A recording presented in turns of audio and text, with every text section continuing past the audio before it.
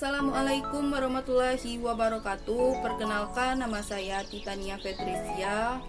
NIM saya 1920505023 dari kelas 1957 PMIA. Dosen pengampu Pak Hendra Wijaya.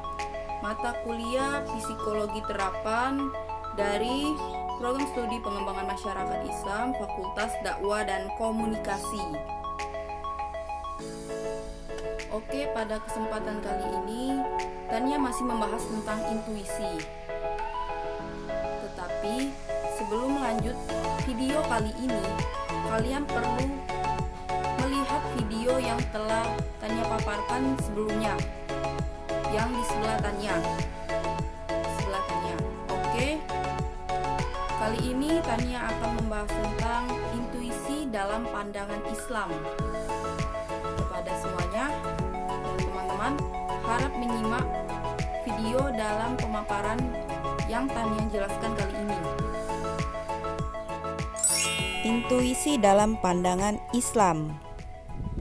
Intuisi menurut Muhammad Al-Jabiri.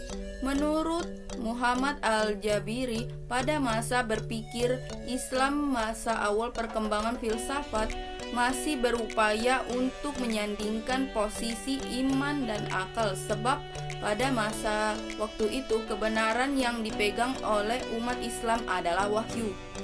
Setelah pendewaan, kemudian muncullah sebuah pemikiran yang mengkritik tradisi berpikir tersebut, yang akhirnya memunculkan tradisi berpikir baru yang bersifat asketik dan zuhud yang dipelopori oleh Ghazali. Pasca Ghazali inilah tradisi pemikiran Islam bertambah dengan drastis pada masa itu. Orang benar-benar apatis terhadap pengetahuan filsafat. Hal ini menjadi landasan berpikir terhadap muncul pengetahuan intuitif dalam Islam. Al-Jabiri memandang institusi masih sangat positivistik dalam memandang intuisi sebagai instrumen tambahan dalam pengetahuan.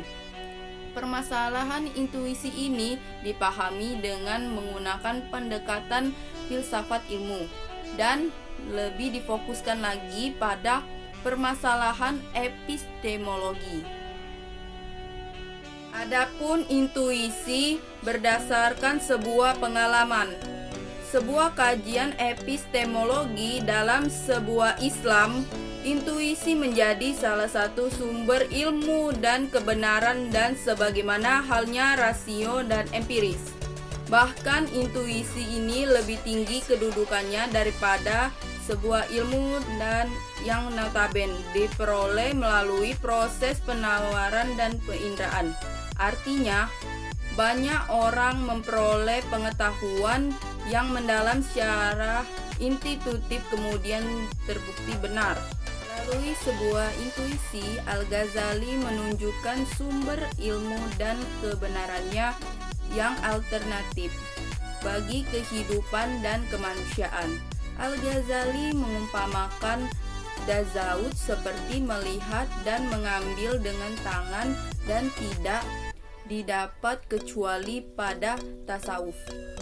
Barang siapa yang tidak dikaruniai tasawuf, maka dia tidak akan memahami hakikat kenabian, yakni suatu tahapan yang dengan terbentuknya mata mempunyai cahaya atau nur yang mampu menembus al-gaib dan perkataan-perkataan yang tidak terjangkau akal.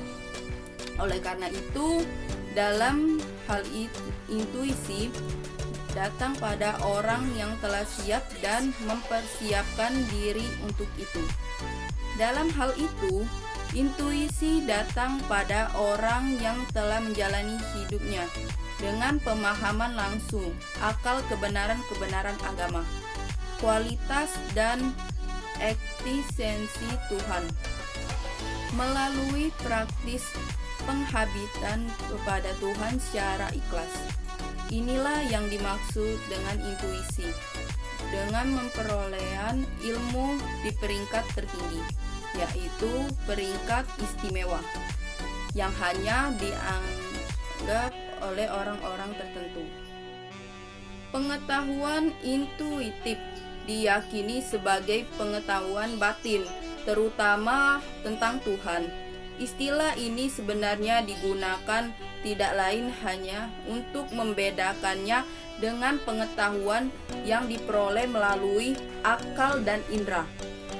Artinya, pengetahuan tentang Tuhan tidak dapat diketahui melalui bukti-bukti empiris rasional, tetapi harus melalui sebuah pengalaman langsung, dan satu-satunya saran dapat digunakan untuk mengetahui hakikat Tuhan adalah jiwa atau nafas, sebab merupakan bagian dari Tuhan yang terpancar dari alam keabadian dan terpasung ke dalam dunia. Ia akan kembali kepadanya jika sudah bersih dan terbebas dari keterkurangan alam dunia. Itu saja yang dapat Tania paparkan dan jelaskan mengenai intuisi dalam pandangan Islam.